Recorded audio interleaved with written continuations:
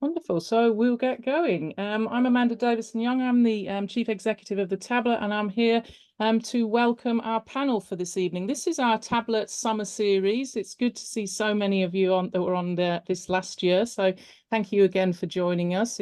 By the time we get to the end four, we feel like a real community and we've got good discussion points. So it's good to see you again this summer. I'm delighted that all of these Tablet Summer Series webinars will be hosted by Professor Anna Rowlands. Anna is from St Hilda's Professor of Catholic Social Thought and Practice, and you're in fantastic hands, I can absolutely assure you. You'll have a great conversation. So without further ado, less of me, more of Anna. She's going to introduce our stellar panel tonight. Over to you, Anna. Thank you so much. Thank you very much, Amanda, and welcome to everybody who's on the call this evening, and particularly to our panelists. So this evening's Tablet webinar launches a series of 4 webinars that will focus on themes of Catholic social teaching and its relevance to our particular context in this moment in the UK right now. And we're beginning with an evening tonight that focuses on the common good as a foundational principle for Catholic social teaching and thinks about how the common good as a focused principle can help us really navigate the moment that we're in now. The common good is an idea that's often invoked frequently by politicians as well as others, but I would argue is often not well understood, and for some is either dismissed out of hand as being too woolly a concept to be helpful or to mean much at all, and for others its meaning is too disputed to be very usable. We hope this evening to take a much more positive tone about the common good and to really spend some time exploring the ways that the Catholic tradition in particular views this principle. Our 3 panelists are going to unpack the common good from 3 quite different but complementary perspectives and show us the way that it can be a helpful guide in somewhat tricky times, to put it mildly. So we're fortunate this evening to have with us in alphabetical order Professor Helen Alford, OP, who is, and she has the best longest title of the evening, a Dominican sister of St Catherine of Siena of Newcastle, Natal. She's also the Dean of the Pontifical University of St Thomas Aquinas in Rome and the President of the Pontifical Academy of Social Sciences. She's been a significant thought leader in the development of Catholic social teaching at a global level, and I'm sure many of you will before have come across Helen, and in particular in the area of economics. Our second speaker this evening is Dr Jon Cruddas, known to many of us for his long contribution to Labour politics, a distinguished contribution. His role also in the development of Blue Labour, the politics of Blue Labour that tried to bring together Catholic social teaching in the context of Labour politics. If I can just remind people to mute themselves, by the way, just so that the only people who can speak are the panelists, just so we don't get too much feedback in the background. And Jon also has been a key author writing on the theme of the dignity of work. He is, of course, also the former MP for Dagenham. And last, but definitely not least, Dr Gemma Simmonds CJ, who is a sister of the Congregation of Jesus. She will be familiar to many of us for her near polymathic involvement in a huge number of fields as a theologian, in prisons ministry, in spirituality, as a retreat giver, and a much beloved spiritual director, as well as much else. The format that we're going to follow this evening is that each speaker will speak to us for between 10 and 12 minutes, with a warning from me, I'll be very strict, to make sure that that really allows us 20 to 25 minutes for questions and discussions amongst those of you who've given up your time to attend this evening. So in the spirit of common good conversations, I will now hand over to Sister Helen Alford, who will be our first contributor. Thank you, Helen. Thank you very much, Anna. It's a great honor and privilege for me to be here, and I'm very much looking forward to hearing people's reaction and the discussion, because I think the common good is really an absolutely crucial idea at the moment, and I think it's really good that this series begins by focusing on it. Now, I've been living out of the UK for nearly 30 years now, so I thought that I would try to give a sort of general framework about thinking about common good, and then leave it to our other 2 speakers to speak more about the UK situation and, of course, in the discussion. So I wanted to say, first of all, if we're thinking about these words, common good, especially the word good. This comes out of the thinking about what does it mean to be a certain kind of being? You know, what's good for a human being, as opposed to what's good for some other kind of being, which could be an animal or an angel or something else, maybe AI we might talk about now. And so the way we understand being is really important, because ethics, what we do, the good things to do, depend on the kind of beings that we are. And so from this kind of starting point, we can say that something's good when it turns the potential in our being into reality. In other words, making our lives more full, allowing our being to realize itself more fully. That's good. That's realization of good, realization of potential of what is in us, turning something that's potential into real in that sense. And that's why integral human development, the term we use now, is so central to Catholic social teaching. And it's why the Pope, set up this special dicastery for promoting integral human development, because there's the realization now that this is the central idea of Catholic social teaching. So then when we're thinking about the common good, that's, we could say, is a sort of the realization of the potential of our life together as a community, which means that we share some kind of goals together. Now we're trying to achieve something together.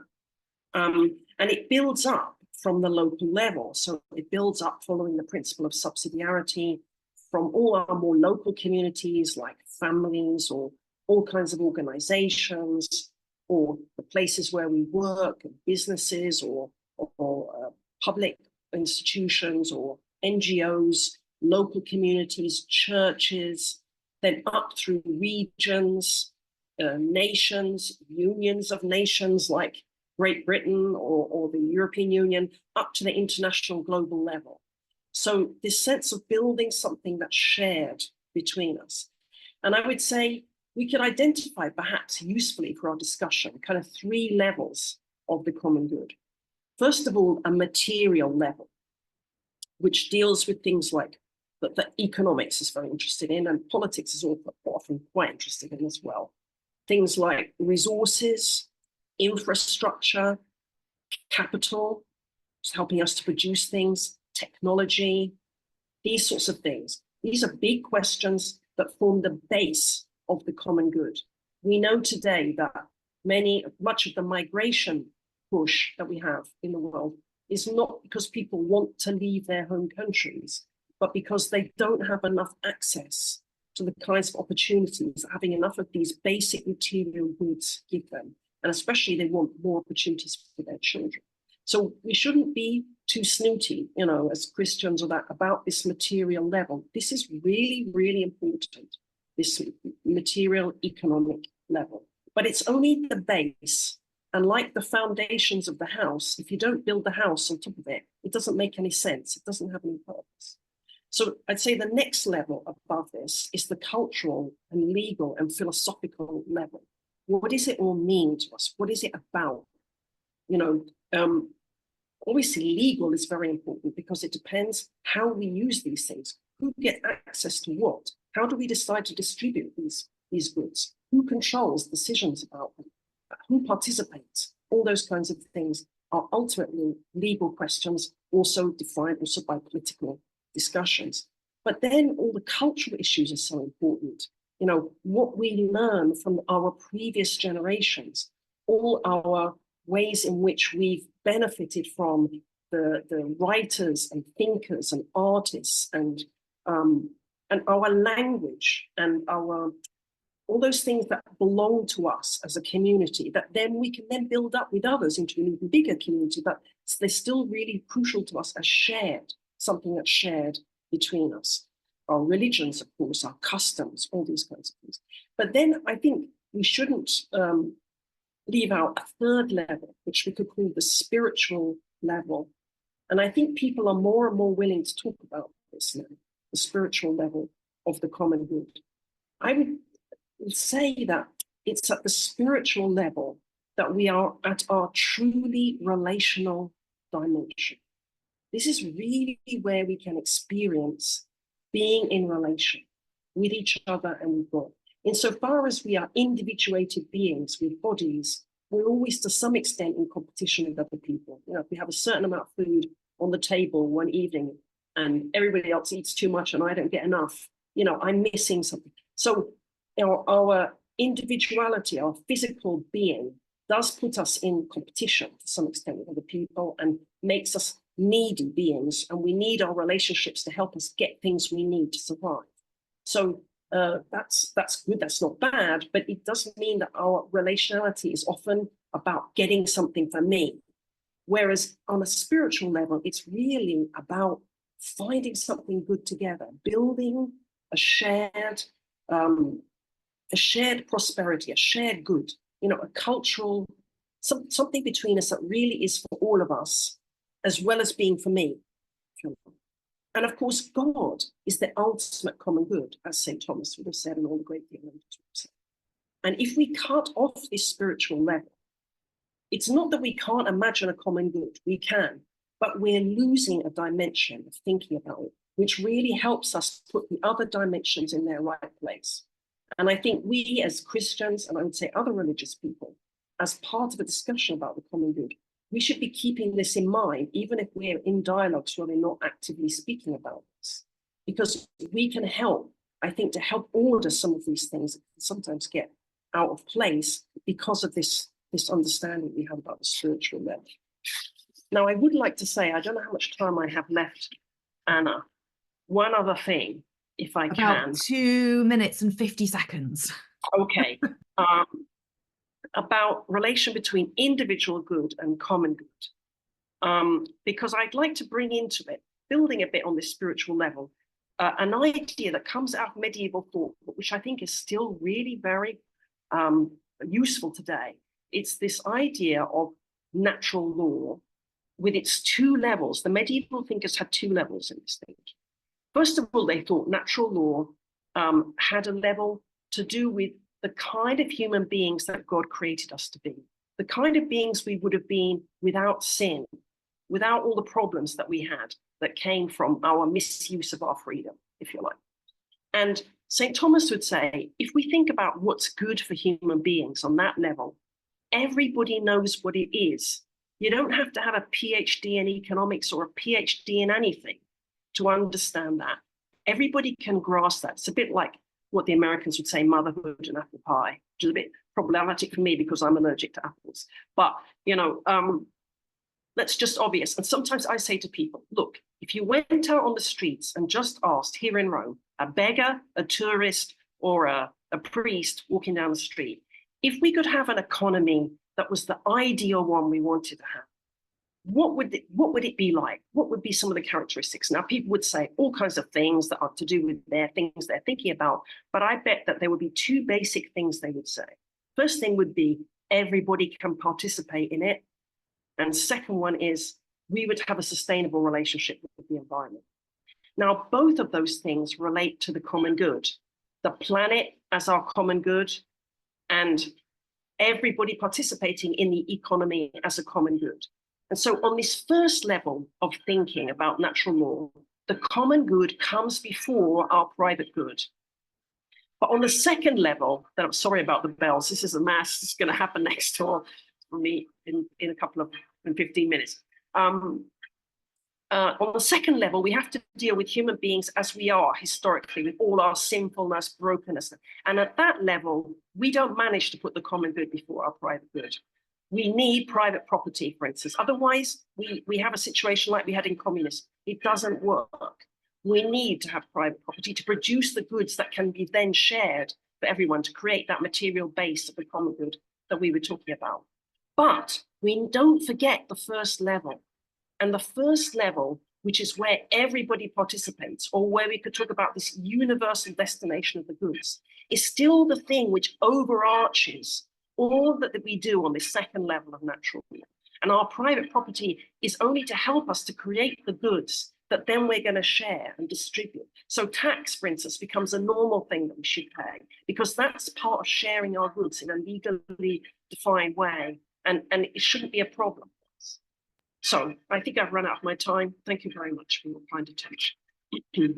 Helen, thank you so much. That was exactly what I was hoping you were going to do, which is a kind of smooth masterclass in how to present the notion of the common good, covering its kind of broad dimensions and enabling us to orientate ourselves a bit. Also, really interesting emphasis given the King's speech in Parliament today that focused so much on questions of infrastructure, interestingly. So that's really interesting, which is probably a good segue into what Jon Cruddas will now have to say to us. And I think Jon's going to focus more on the kind of UK context in this kind of post-election moment. So thank you, Helen, and handing over swiftly to Jon.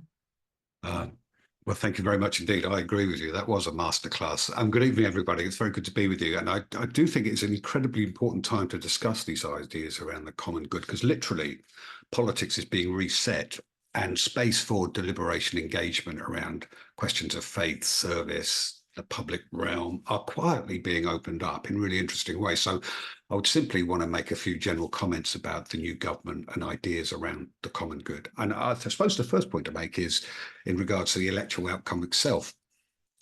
Personally, it was a strange election. It was the first time in 40 years I hadn't been a candidate or been involved in head office, but my sense of it, the result was quite extraordinary. It was a sort of Labour landslide. And obviously, history tells us that these don't happen too often. But beyond that, we've seen a lot of activity and energy, major announcements, as we mentioned, the King's speech today, which I'll touch on later. But it's worth remembering to counteract any hubristic responses to the actual result beyond the actual landslide, because Labour secured, I think, 65% of the seats on less than 34% of the popular vote. And this is on the basis of the lowest turnout since record began, especially in some of the poorer communities like the one I used to represent. So we have a sort of historic result and a precarious result in terms of mandate, popular vote, etc. And I think if you look at the 250 seats Labour has majority in about 250 seats, Labour's got majorities of below 5,000. So despite the idea of a landslide, we're now in an era characterised by major swings, turbulence, realignment. More generally, the forces of authoritarianism are on the march, both internationally and domestically. Liberal democracy, I don't think it's overdramatic to say, is itself under threat, and modern social democracy, despite the result 2 weeks ago, looks a bit too underpowered to combat these populist forces. So it begs the obvious question: what resources are available to help the country navigate the difficulties that lie ahead? And earlier this year, I wrote a history of the party for its centenary of the first Labour government. And I think it's worth briefly touching on a couple of elements of Labour history. First, and before this new government, there's only been 6 Labour governments, only 5 Labour land majorities before this one. Often short periods in office have been followed by prolonged periods in opposition. 14 years after the 1931 defeat, 13 years after 1951, 18 years after 79, and just recently 14. There's been 23 Labour leaders, only 6 before Keir Starmer has become Prime Minister, and only 3 before Starmer has won a general election: Clement Attlee, Harold Wilson, Tony Blair. And this is the context of the recent landslide. The second, Labour history is pretty turbulent. Compelling victories, such as in 45, 64, 97, and now 2 weeks ago, but also wretched defeats. Think of 1931, 51, 79, 2010. In a century since the first Labour government, it's introduced profound change: socialised medicine, the welfare state, generations of equalities legislation, but it's only been in power for a total of 33 years. And the third most important point: there is no definitive party creed. It's always retained a hybrid quality, reflecting Keir Hardie's initial idea of a Labour alliance of organisations and philosophies. There is no authentic purpose to the Labour Party. Labour's history and purpose can be understood in terms of competing theories of justice that have shaped the party and informed successes and failures, and these operate behind the backs of the personalities and factions. And I think that's a useful approach to look at the present moment, because if you look at history, 3 such theories demarcate Labour history. The first is concerned with maximising human welfare, primarily concerned with distributional justice of who gets what. the allocation of economic resources, material equality, if you want, often associated with the Fabian tradition, but this economistic or distributional tradition has dominated Labour history. A second approach can be demarcated, concerned with maximising human freedom rather than human welfare, often reference to the contributions of the diggers, the levellers, the Chartists, when making the case for modern democratic and constitutional renewal. Indeed, such thinking has also informed post-war concerns with human rights, given the experience of fascism, genocide, as well as layers of equalities legislation by successive Labour governments, from Roy Jenkins, I guess, in the 1960s through to the Equalities Act in 2010.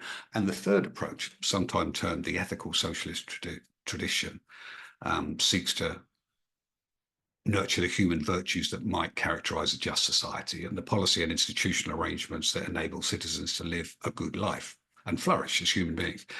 This tradition has formed debates around working class self-improvement, civic renewal, citizenship, guild socialism, debates around workers' control, economic democracy, etc. And I would label this the common good tradition within Labour history. What's interesting to me is this is usually associated with what was described in the late 19th century as the religion of socialism, formed by primarily dissenting Protestant traditions. It was an approach captured in the Labour Church movement, pioneered by John Trevor in Manchester, in organisations like the Labour Army, the Socialist and Brotherhood churches, in journals like the Commonweal and the Clarion newspaper, poems like William Morris's The Pilgrims of Hope, in the Socialist Catechisms published in 1884, a language of religiosity infused British socialism. Labour leaders, for example, like Keir Hardie, Ramsay MacDonald, George Lansbury, were all very much prophets of the old religion. But my argument would be there's another unwritten history within this ethical tradition, and that is the role of Catholic community and Catholic thought within Labour history, and specifically the history of ethical socialism and the politics of the common good. For example, Rerum Novarum, the encyclical of revolutionary change on the rights and duties of capital labour, was published in 1891, at the high point of the era of the religion of socialism, but a decade before the formal creation of the Labour Party, 33 years before the first Labour government. I'm actually, in my retirement, about to embark on a history of this Labour Party relationship to Catholic thought and Catholic communities, primarily powered by Irish migration. But it's not an abstract historical project. It's about reclaiming and rebuilding an applied politics for today, one built around the notion of the common good, the idea concerned with personal and mutual flourishing in terms of our talents, vocations, treating people as belonging to families, localities, communities, and to shared interests, traditions, faiths, which is neglected by an exclusively legalistic, managerial or technocratic conception of justice and politics. So it's about reclaiming a conception of justice which is often exiled within the political conversation. To my mind, the guiding philosophy of the common good is the mutual recognition that we depend on other people throughout our lives, that we need one another to succeed individually. In the industrial society, the call for solidarity upheld this interdependency, especially in terms of the dignity of labour. And it did so by appealing to an underlying common identity in terms of human dignity. And as politics has become more instrumentalized and economistic, the idea of the common good helps us retrieve a language to and a sort of ethic to our politics. Now, how can this be of use? Well, think of today's challenges. The climate challenge, the challenge of adult social care, some of the cost of living issues, the crisis of liberal democracy, bankrupt local authorities, sort of local democracy, within the benefits system, poverty. Today, a lot of talk about the two-child poverty issues and the moral questions around that, intergenerational challenges about future inheritance, prospects of renewed austerity, crumbling public realm, the damage of social media, wider mental health challenges. You could go on and on and on, but how do you resolve these issues and build a just society? To do so requires a revived public philosophy to help build a just society. You have to have a conception of justice to navigate that tricky terrain, and then add on the next layer, where there's almost a canyon drawn down the middle of the country, which is still intact despite the last landslide of a couple of weeks ago, between leave, remain, young, old, urban, suburban, those with a degree, those without, and how this played out in the recent election campaign. A campaign which we have to, I think, conclude hardly clarified much in terms of intellectual or spiritual renewal for the country, and spoke to a brittle landslide in terms of the rise of the reform or different forms of populist forces. It begs the question then, how do we as people reconcile and learn to live together? And as has been the point made by Anna, today's the perfect day to discuss all this because it's the day of the King's speech. We've had 40, I think, 39, 40 bills, but was at the same time a cautious package offered by a cautious Prime Minister, actually. But for what purpose? What is the sense of justice that sits behind it and drives it? Without such a vision of a just society, how do we reconcile and live together and resolve our problems through a shared sense of sacrifice and common endeavour? We hear talk about rebuilding growth, which was the cornerstone of the King's speech. But for what purpose? Of a more positive sum, we did hear a lot of talk about devolution or subsidiarity. We hear a lot of talk about rebuilding trust and of service, which is great, but requires action and a wider sense of shared common endeavour. I think the government, and this is natural because we're only 2 weeks in, the government and the new Prime Minister remain somewhat elusive. On the steps of Downing Street when he first got elected, he said his administration would be unburdened by doctrine, which is a really interesting phrase because that could mean it's going to be undoctrinaire, or it could mean it lacks a belief system that drives it forward. And given that the election was dominated by the word change, change is simply not about change at the top. It requires a change in direction. So my point is, I suppose, in general, despite its early elusive quality, this all could be very positive. We do not know what Starmerism is. What is its political philosophy? What is its belief system, its doctrine? But it will have to have one to cohere its ideas if it is to successfully challenge the authoritarian populist forces that threaten our democracies. And within Labour history, there is a rich tradition, one that needs to be excavated, a specifically Catholic tradition built around notions of the common good. In the modern world, given the age of upheaval, you cannot govern without a value system, a wiring of faith, not least because over the next few years, we will witness profound community and religious strife and upheaval. We're already doing so. So where are the resources available to help navigate the future? Resources that lie deep within the party's own history. I would suggest, obviously, the idea of the common good is an organising principle. Much more than that, it's a belief system whose idea could well be now. The key question for me is how post-election we can use this to help rebuild a public philosophy, engage with the new government to help create a just society, or stretching back way before the period of the religions of socialism, help build what Augustine of Hippo called the city of God. Many thanks. Thank you, John. That was brilliant in its own way, and really helpful. Already some really interesting overlaps, the mutuality, the kind of question of shared goods, the infrastructure question that came up with Helen's, the question of work that's come up in John's, both of which were in the King's speech today, and this really significant question of the kind of conception of justice and the question of moral purpose and vision, which both of you in different ways have pushed strongly. And I think Gemma, in what she's going to say now, is going to pick up a little bit on probably the third strand of what Helen talked about, which is to think more about the kind of spirituality, ecclesiology and sacramentality. So what does a Catholic theological vision in the round bring to questions of the common good? So Gemma.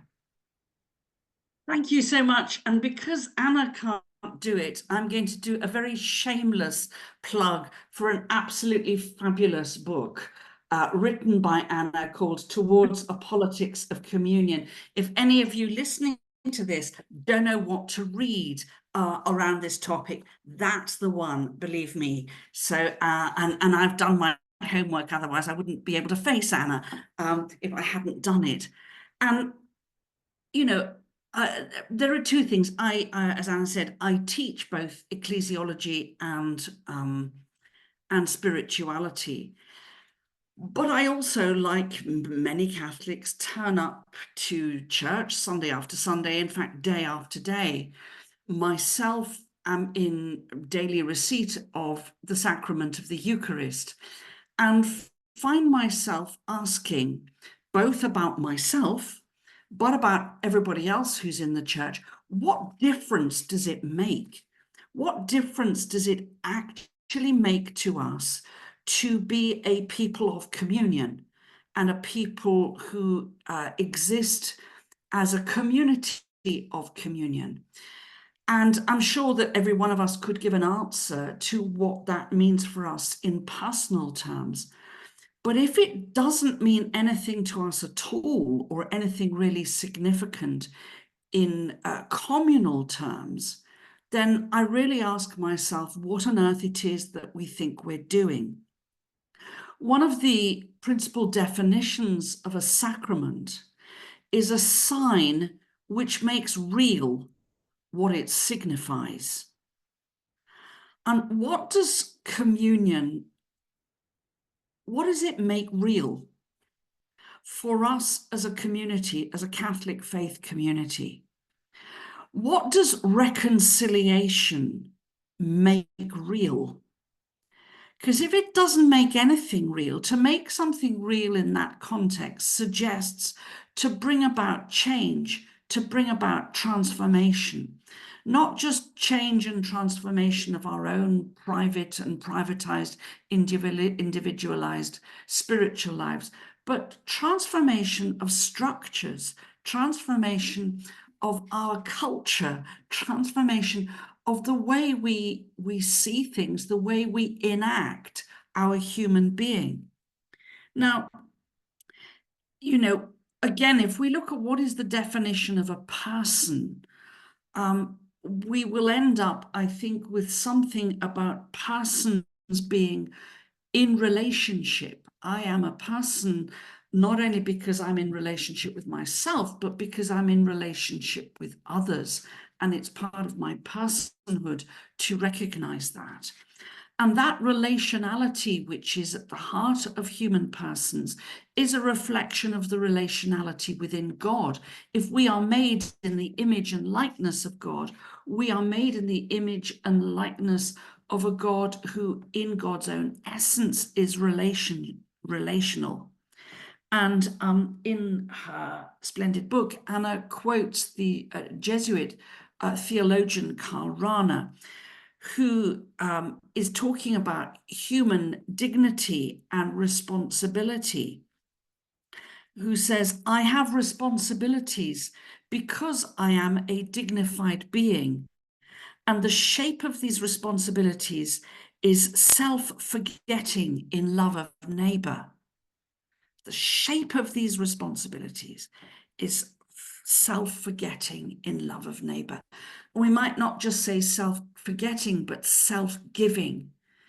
And it is self-giving. It's not just the giving of my money or even the giving of my attention or the giving of my time, but the giving of my very self. And that, it seems to me, is what it means to experience communion, to be in communion, to be in sacramental union with others. And that, I think, is both spiritually and theologically what is at the very heart of what the common good is, because we create the common good by creating relationships of communion. If we don't do that, if it makes no difference, then I have to ask what on earth we think we're doing with the sacraments and what significance the sacraments have. I had a very strong call as a young sister to go to Latin America. I never believed it could possibly happen. There were lots and lots of reasons why there was no hope of it ever happening, but never say never to God. And after a series of disasters and accidents in my personal life, I found myself on a plane going out to Brazil, ironically, the one country in Latin America where I didn't speak the language. And part of the sense of call to go to Brazil was not only to discover the meaning of liberation theology and what it could teach me, but actually to do what Pope Francis keeps saying, which is to experience for myself not only the poverty of the poor, but to experience the poor as my fundamental teachers of how to be more deeply human. I would say that that and my 25 years in prison ministry certainly did do what Pope Francis suggests.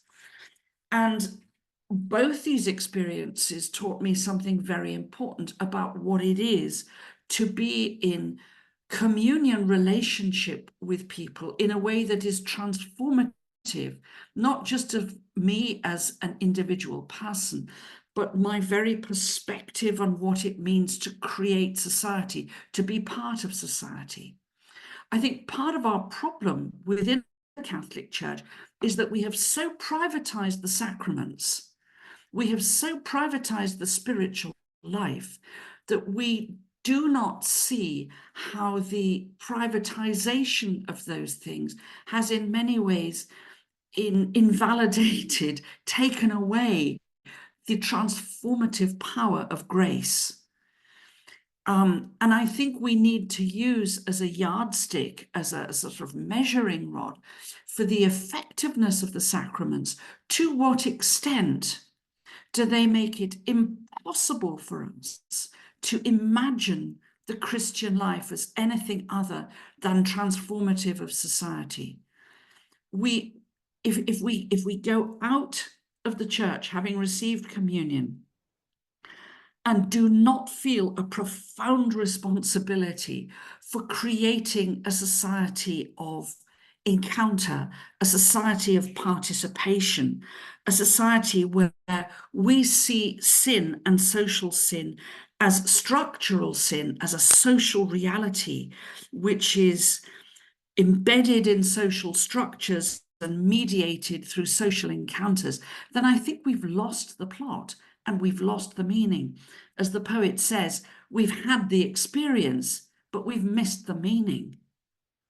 So whatever kind of understanding we have of Catholic social teaching, it must, I think, be connected with a sacramental understanding of human society in which we effectively bring about signs which make real what they signify, which is union with other persons and the impossibility of seeing other persons, other human persons, not participating fully in society, not participating fully in human flourishing, which is made possible by a shift in social and economic structures, which enables their participation to become a reality. Okay, so I want to finish by looking at the sacrament of baptism. The liturgy of baptism tells us that every Christian person is baptized into the threefold ministry of Jesus Christ as prophet, priest, and king. Every one of us, therefore, is baptized with not only the capacity, but actually the duty to be prophetic, not only in what we say, but in how we live and how we structure society. The word priest in Latin, pontifex, means a bridge builder, and it is an essential part of Christian life to see ourselves as bridge builders with other persons within society in a way that makes society something that is open to all in order to enable them to live human life to the full in a vision of the kingdom preached by Jesus Christ. Christian living is part of the incarnation, and the incarnation of Christ makes no sense if we cannot see every other person, particularly those who are most excluded, as Christ himself. We will not receive communion. We will not enact reconciliation. Above all, we will not live our baptism until and unless we see every other human being as the enfleshment of Christ himself. And that requires us not just as a choice or an option, but a fundamental duty in our Christian life of creating a society which makes every person's human flourishing possible and essential. Thank you. Thank you very much, Gemma. A really helpful emphasis on the kind of dynamism of our baptismal identity and the question of what makes communion a reality in a felt sense. So without any further ado, I'm going to move on to questions. We've already got one question in. Jon, you'll be delighted to know that it's primarily coming in your direction, just to give you some forewarning. But if Gemma and Helen have got things that they want to add on the end of this question, I think it has relevance to what all three of you have talked about. In the meantime, if the rest of you can be thinking of questions or comments or something you want to share, and you can send that through, and then Amanda will make sure that I see it, and then we can come to you for your question in a minute. But we'll begin with this question, which is from Martin. So Martin says, so Jon, how do you overcome an overriding reticence to spelling out a doctrine in our national culture? So how do we deal with and overcome this kind of reticence in our national culture, which Martin's reading as sort of a moral philosophical sort of reticence, and asking for a government to kind of be able to articulate in that in public? He says, we would like the Labour government to draw on Catholic social teaching informed by understanding of its principles. Isn't this a form of evangelization? Our population, Martin says, has been largely starved due to precisely such reticence. So there's a proposition and also a question in that, Jon. Oh,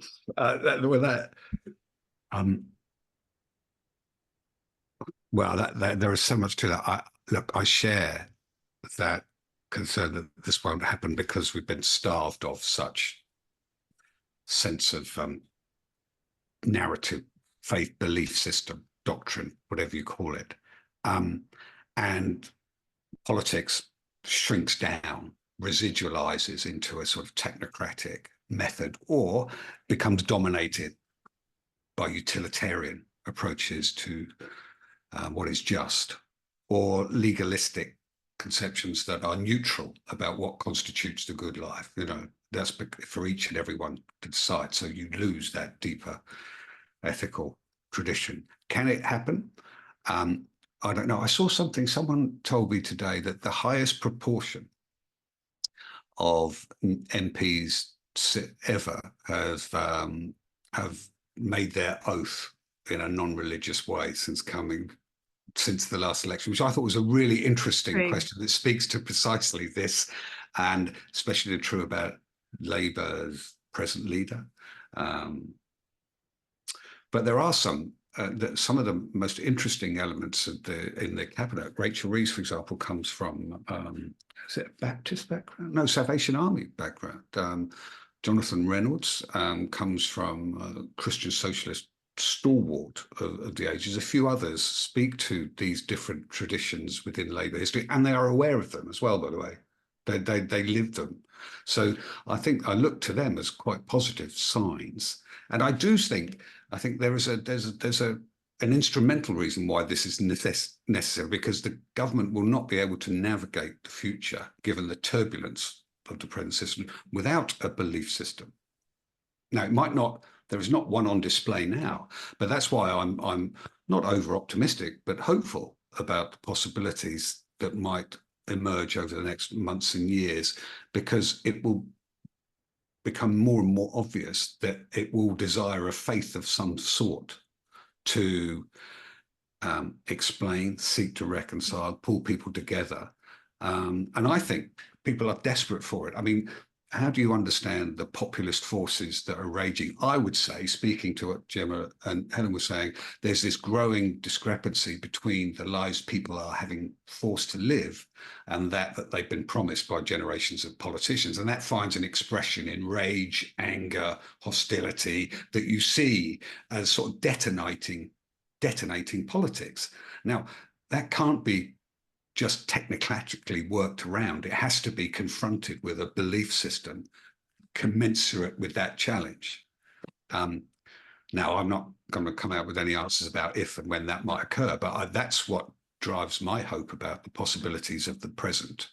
I think I can't think of that, and that's going to mean a lot of people are going to have to occupy space and try and draw on certain traditions to influence and engage with the current administration to see what's possible.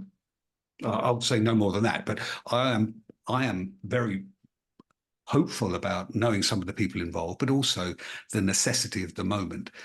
It will require a belief system that is yet we're in its prehistory, if you want. You know, we'll see how it comes. Thanks, John. That's really interesting. Helen, and I'll come to Gemma in a second. Is there anything you want to add? Because I think this question of the kind of reticence and how do you make proposals about the grounds for a shared life, and also, I mean, I think one of the really interesting things that John was pointing to, and both of you were in other ways, is what's it for? You know, if we don't have a sense of what we're doing this for, then actually that's the thing that's really destabilizing. It's not just why am I doing it, but it's what's it for, and that's also a question of who it's for as well in the end. Helen, is there anything you want to say on this sort of reticence, moral purpose, what's it for question? Well, I first of all like to say I'm really glad we got to this point, because I think it's the absolutely crucial point. I think John really brought it out in his presentation. I'm really glad about this question too, focusing on it, because, you know, we're a richer country than we've ever been.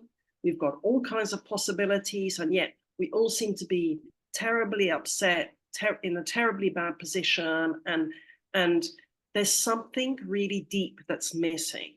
Now, in one sense, we could say this is the kind of logical conclusion of the modern project. It's a bit scary to say this, but I think in some real way it's true, because the modern project was all about, after the wars of religion, and for very good historical reasons at the time, about saying all the goals of society go into the private sphere. Your religion and everything else goes to the private sphere. We only talk about in the public sphere about the means to achieve those goals. So we're going to talk about things we hear about all the time now: equal treatment, rule of law, economic growth, of course, because we need that so that everybody can do what they want privately and all that sort of thing. So we've got this system where we don't actually want to talk about what the goals of our society are, because we feel like this is stopping people being free. And what we're finding is the opposite. We're finding a kind of breakdown, and people are not free because they can't share. That this idea that there's something competing between sharing and freedom, we have to get over it. We have to find a new way of talking about freedom connected with a new kind of goal. You know, up to now, we didn't see the full effects of this modern thinking because we had a strong national identity. So this sort of thing about being free to choose your own goals only went so far. Especially universities, for instance, were producing the elites that were going to go and, you know, run the empire and all that sort of stuff. Well, now no university thinks it's doing anything to promote national identity. You know, so it's all, what it's basically trying to do often, which isn't bad, but it's not enough, is to give people a critical view. Okay, we need critical view. That's not bad, but it's not enough. People need to have something to give their lives to. John said a very important word in his presentation. He said sacrifice. You know, we can overcome all kinds of problems if we believe in the thing we're trying to achieve. Parents will sacrifice themselves for their children. People who believe in something will do great things to achieve the goals, you know, and it's finding what this shared goal is. You know, I was really struck in the Labour election material. I didn't see too much of it, but the really strong word came over to me is change. And I thought, yeah, well, that's good, but change for what? And it's exactly what John was saying. It's not bad, but it's not enough to deal with the situation. And if we don't try and fill this space now, exactly as he was saying, the populists are going to fill it for us. You know, so we have to have a serious discussion about what are shared goals. I think one of the really important parts of that will be the kind of beings we are, the nature we have, because that connects us with the environmental crisis. It's about dealing with nature the way it is. You know, this will probably only be part of the discussion, but I think it's a crucial part. So I'll leave it there. Thank you. Gemma, is there anything you want to, I want to make sure we get on to other questions as well, but I want to give Gemma a chance if she wants to add anything to the purpose and reticence question. I want to say one thing actually to in a sense challenge something that Helen said about thinking that the purpose of universities now is to give people a critical view. I wish to God it were, Helen. I have to say that in Britain, I think what's happening to our universities is that they're trying to produce a a passive and malleable workforce, and that doesn't ask critical questions precisely.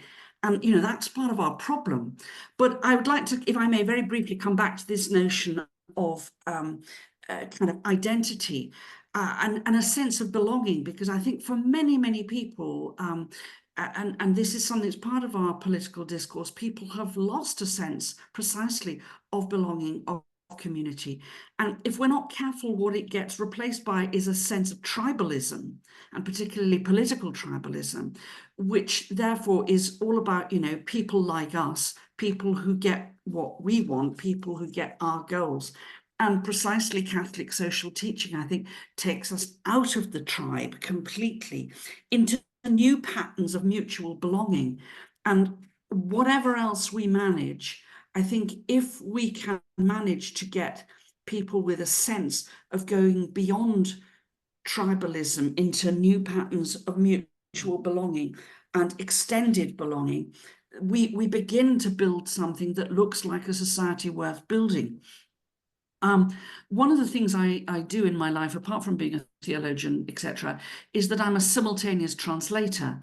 And I think, to answer Jon's suggestion, one of the things we need to do in order to build this doctrine, and if you like, this doctrinal language, is to develop our own capacities as simultaneous translators, able to translate Catholic social teaching into a kind of language and discourse that doesn't terrorize people or make them think that we're trying to do a sort of doctrinaire, the Inquisition is back on the map, but actually find ways of translating what we're saying into things that people can understand and come on board with. And that's the challenge to all of us, both in our theological, but also in our political discourse. And it's really essential, because otherwise, as Helen says, the vacuum will be filled by nationalist populisms and all sorts of horrors.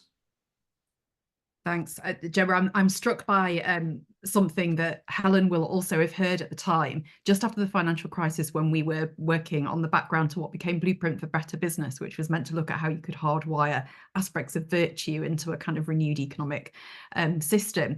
And we were trying to propose aspects of Catholic social teaching as helpful. Somebody from the business world said there's only 3 problems with Catholic social teaching: the word Catholic, the word social, and the word teaching. It was a kind of joke, but there's a kind of truth in that question of how we communicate this without terrorizing people. The other thing, Gemma, that I think you've highlighted there, which to me is massively important, is I would see that 2 of the critical contributions we can make to the emotional landscape of politics right now, and it's a very emotional landscape, is the question of purpose, what's it for, but also an ability to articulate loss.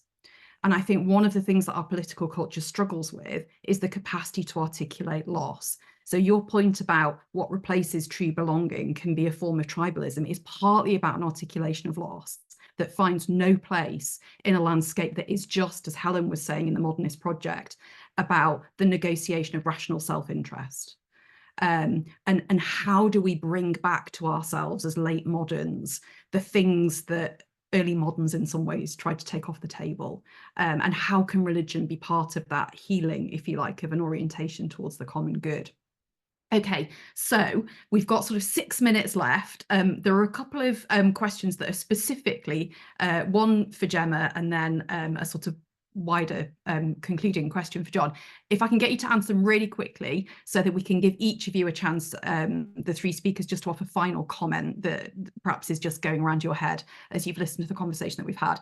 So Gemma, you've got a controversial question, which is, it's okay talking about participation, communion, the common good for the world, but if there's this call to a baptismal priesthood of all, then does the fact that women have, in a sense, in the words of the question answerer, a kind of limited sphere within the Catholic Church in terms of involvement in sacramental life and so forth, particularly they're asking about the ordination of women in this context. But is there a sense in which there's a common good challenge that comes back internally within the Church if we're going to preach this message outwards? So it's kind of a question about the consistency, I suppose, of the participation message. And how that works both ways. So if I can give you sort of a minute and a half on that. You want a short answer. Is there a problem? Yes, there is. A very big problem. And until we face that problem, we're on a hiding to nowhere. And so what do we do about the participation common good question in the church then? Short answer. We create what participation we can, and we keep on pushing the boundaries. That's what women have always done until they have found themselves inside the boundary, and we go on pushing. The Margaret Beaufort Institute, to which I belong, is doing a fantastic job on looking at women deacons. Watch this space, because we've got some great speakers coming in the autumn to address this very question. Okay, thank you. And then a sort of nice question for Jon, because it's about a kind of honouring and recognition of Jon. So Danny says, as someone who was a member of the Labour Party for 34 years, Jon has always been one of the people who provided the intellectual underpinning to the Labour movement and was also a person of faith. It provided succour and encouragement for someone like myself. Apart from a well-deserved retirement, has Jon got anything in the pipeline, as he's an important voice that we need? No pressure, Jon. That's very nice for those kind words. I'm slightly blindsided by recognition. The language of recognition is part of the common good language. I don't like that stuff. No, I've got fantastic projects ahead. One of them, I'm writing a history of Dagenham as a history of the 20th century working class, and then I want to do this project around the history of the Labour Party and the Catholic traditions. And I'll do a bit of teaching. I want to do a bit of voluntary work. It's all fantastic, actually. It's great. I spent a lot of time. In the west of Ireland, but I'm going to be a local party member and activist trying to hold to account the government. It's going to be great. Good plan. Right, but I do think it's also a very interesting moment in terms of the spaces that will open up and the opportunities for a new dialogue. Very much echoing what Gemma and Helen were saying, and the first question, which I thought was spot on. The difficulties, there's tripwires around this, there's numerous difficulties, but it is a vocation, I think, for us all to do this, because this challenges the very foundations of liberal democracy, what's going on. And it's ricocheting across the planet, and you're seeing it in my constituency 15, 20 years ago. We had huge battles with the British National Party. We're sort of canary down the coal mine of what came later with the Red Wall and all this, and this stuff is not going away. And I am fearful about what lies ahead, but that's also a call to arms in terms of contesting these spaces. This notion of self-forgetting, communication without terrorism. These are really useful debate, I think, and the first of many, hopefully, because it's been a really rewarding evening. Thanks, Jon. Helen, I'll come to you. Have you got a kind of what's going through your head as you sort of listen to and participate in this question, this conversation? Partly in reaction to something that Gemma said, but also more generally, that in some ways we could say this is a kind of special phase for Catholic social teaching, even though the three words are a problem for some people. I think it was very interesting what Gemma was saying, because I think we haven't really fully realized in the church just how profound this teaching is. I mean, and I think we can see why, because it's a new body of thought that developed within the church just at the same time as wider society was developing other new bodies of thought, like sociology, like psychology, like anthropology, lots of other bodies of thought, to try and understand what was going on during the Industrial Revolution, as a result of the French Revolution, and this big change of mindset, which was that we didn't have to anymore just put up with the injustices and the sufferings of life, but we could actually change things. And I think we haven't seen the full impact of that on sacramental theology, for instance, on the way we experience being in a parish. And of course, we have a lot to do in terms of society. So I think this is a good moment for us to say just how important Catholic social teaching is, how great it is that we're doing this series of seminars to help people learn more about it, because it's really, really a crucial thing for evangelization and for the common good of society as a whole, this teaching. Thank you very much. Thank you, Helen. We're kind of up to time, but I want to allow Gemma to say something, and then I know Amanda wants to just conclude with some information at the end. So Gemma, over to you.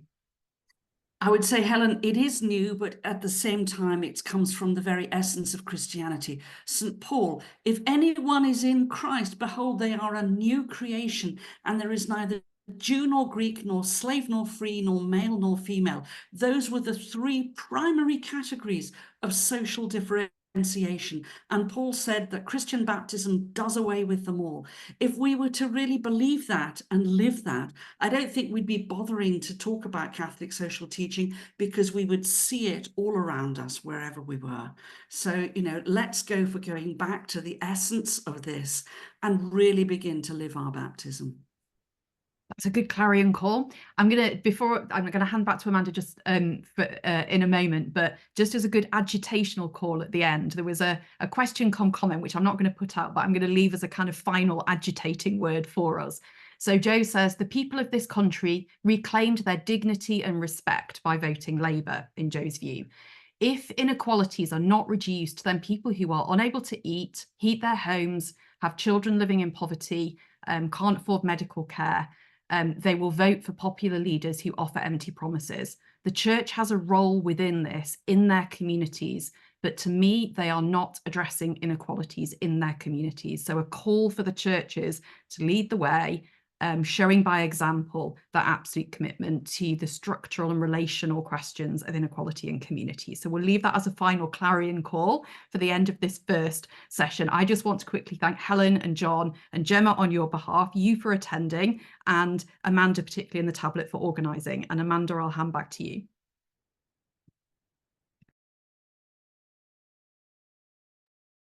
Amanda, you're on mute.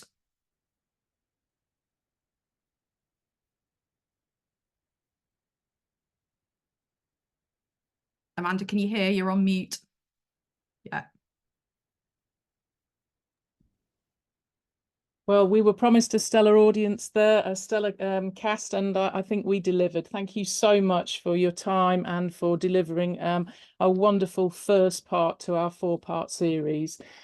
Coming up for this particular series, we will have Professor Anna Rowlands, who will be talking again on the 24th of July about Catholic social teaching and poverty.